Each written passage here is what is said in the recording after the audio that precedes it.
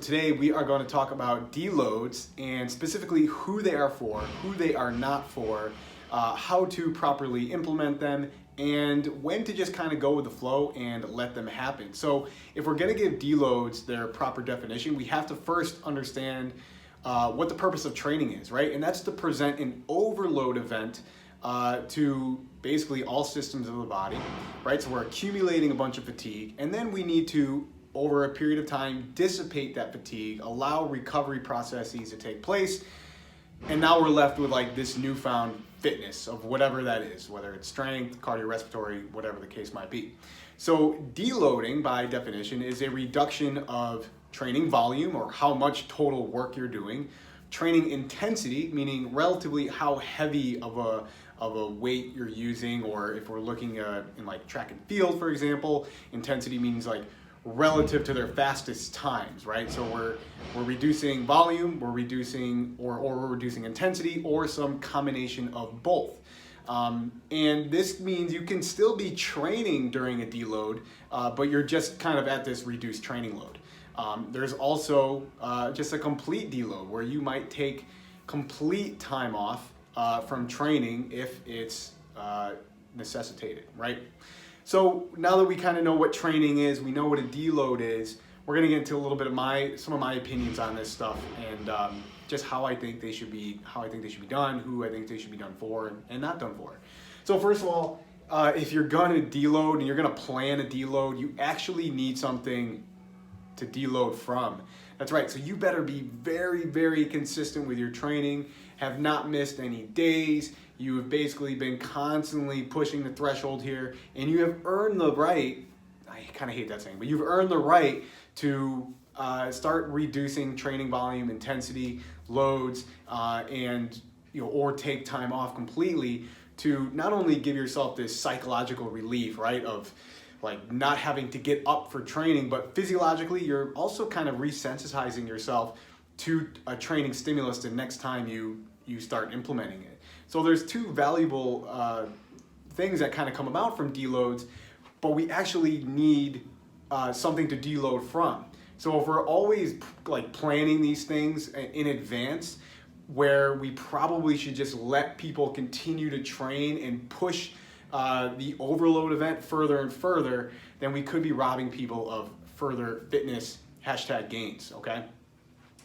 Second thing that I think comes to mind with me is that variation often becomes a deload, right? So, when I'm planning people's training, I'm usually looking at like 2 to 4, maybe 6 week blocks at a time, right? I don't necessarily adhere to the strict like block periodization, not that you need to know what that means, but it just means like every couple of weeks, we're gonna change a stimulus in some form or another, right? We're gonna change the exercises, we're gonna change the tempo, the sets, the reps, the rest periods, exercise order, the number of days per week, whatever the case might be. And oftentimes during that first week or two, the trainee will kind of have this adjustment period where they're really not sure what weights to use, so intensity kind of drops down, momentarily. Because they're not, usually when I'm transitioning into a phase, like volume is going to be a little bit lower, so the total amount of work is going to be a little bit less.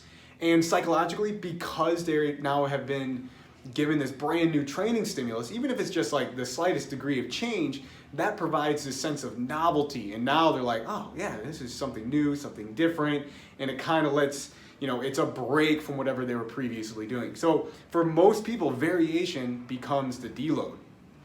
And then finally, I'm a big believer that life will just hand you your deloads. Holidays, vacations, various life events, that like once a year you get sick, like all these things kind of add up. And for most people, they're probably looking for, probably in the neighborhood of like 2 to 4 weeks off per year. So you're looking at 48 to 50 weeks per year of really solid, steady, consistent training.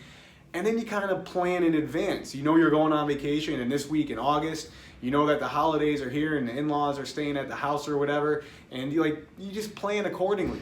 But I find that for most people, to plan these things in advance or to plan extra time off in advance is just kind of robbing them of more progress, right? And we're trying to instill this habit of training, and make like training like eating breakfast where it's just done every day.